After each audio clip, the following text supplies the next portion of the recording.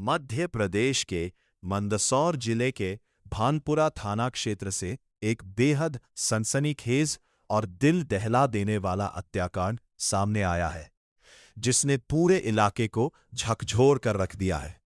इस मामले में एक पत्नी ने अपने प्रेमी के साथ मिलकर अपने ही पति की हत्या कर दी और फिर शव को ठिकाने लगाने के लिए ऐसी साजिश रची जिसे सुनकर लोगों की रूह कांप रही है। जानकारी के मुताबिक मृतक धनराज नाथ को उसकी पत्नी के प्रेमी पंकज चौधरी ने बहाने से खेत पर बुलाया था। यह सब पहले से रची गई साजिश का हिस्सा था। खेत पर ले जाकर पहले धनराज का गला घोंटकर उसकी हत्या कर दी गई। हत्या के बाद आरोपी यही नहीं रुके, बल्कि उन्होंने शव को ठिकाने लगाने के लिए बेहद क्रूर तरीका अपनाया। हत्या के बाद आरोपियों ने शव को तलवार से टुकड़ों में काट दिया। इसके बाद उन टुकड़ों को जलाने की कोशिश की गई ताकि पहचान मिटाई जा सके। इतना ही नहीं, सबूत खत्म करने के लिए उन्होंने जेसीबी की मदद से खेत में गड्ढा खुदवाया और उसमें शव के अवशेषों को दफना दिया। इस पूरी वारदात को बेहद सुनियोजित तरीके से अंजाम दिया गया ताकि किसी को शक न हो। हत्या के बाद आरोपी पंकज चौधरी ने अपनी प्रेमिका और मृतक की पत्नी धापूबाई के साथ मिलकर भानपुरा थाने पहुंचकर धनराज नाथ की गुमशुदगी दर्ज कराई। इस तरह उन्होंने अपने अपराध को छुपाने की पूरी कोशिश की। परिवार को यह विश्वास दिलाने की कोशिश की गई कि धनराज कहीं लापता हो गया है, लेकिन इधर परिवार की चिंता लगातार बढ़ती जा रही थी। 3 दिन तक जब धनराज का कोई पता नहीं चला तो परिजनों को शक हुआ। उन्होंने पुलिस पर दबाव बनाना शुरू किया कि मामले की गंभीरता से जांच की जाए। इसके बाद पुलिस ने मामले में गहराई से तफ्तीश शुरू की।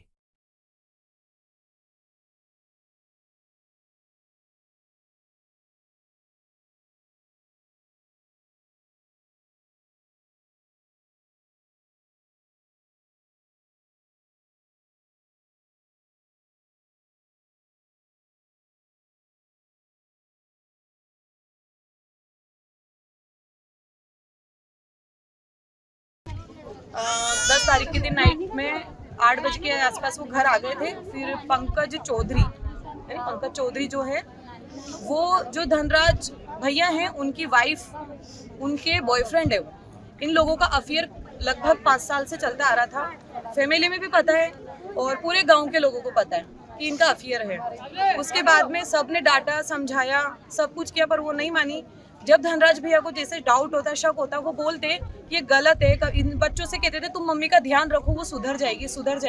सबने बोला बेटा छोड़ दे, दूसरी आ जाएगी। उन्होंने कहा नहीं, 2 बच्चे हैं, नहीं छोड़ सकता, सुधर जाएगी। पर वो कभी धनराज भैया पे को मारने के लिए दौड़ती, ईंट फेंकती, उनको गंदी गालियां देती, माता पिता को गंदी गालियां देती, बहुत बदतमीजी करती। वो सब चलता आ रहा था। बीच में काफी टाइम इनकी झगड़ा भी हो, अपने मायके रही, सब कुछ हुआ। फिर अभी 10 तारीख के दिन नाइट के टाइम पे भैया 8 बजे घर पे आए। उसके बाद कुछ लिखा पढ़ी का काम था, उन्होंने लिखा पढ़ी का काम किया।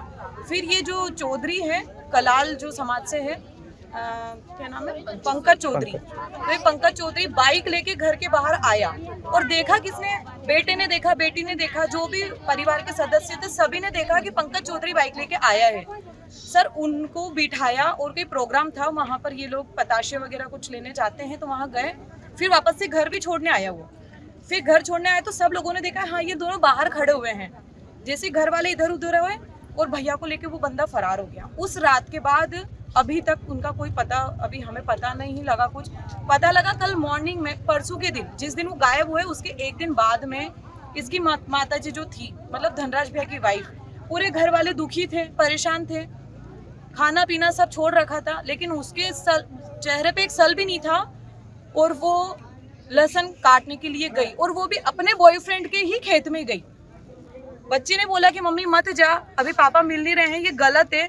तो ये उसकी रखवाली के लिए ये पीछे पीछे गई। उसने पूरा दिन खेत में लहसुन काटा, करा, सब कुछ हुआ। सर उसके चेहरे पे एक सल नहीं थे। फिर जो भैया हैं, मृतक जो मेरे भैया हैं, उनकी बहनें हैं, ये दीदी वगैरह, इन्होंने बोला कि रिपोर्ट तो कराओ। उसको फोर्स किया रिपोर्ट कराने के लिए, तब जाके वो सिर्फ गुमशुदगी की रिपोर्ट करा के आई।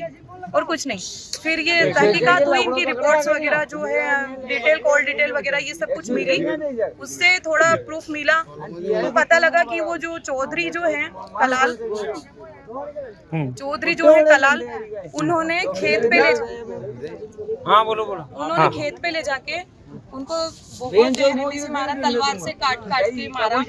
उसके बाद उनके छोटे छोटे टुकड़े करे, कट्टे में भरे और फिर काफी गहरा गड्ढा खोदा। पहले तो उसको कट्टे को बॉडी सहित जला दिया, जलाने के बाद में पूरी राख किया, पेट्रोल छिटक के जलाया ताकि वो पूरी तरह से नष्ट हो जाए।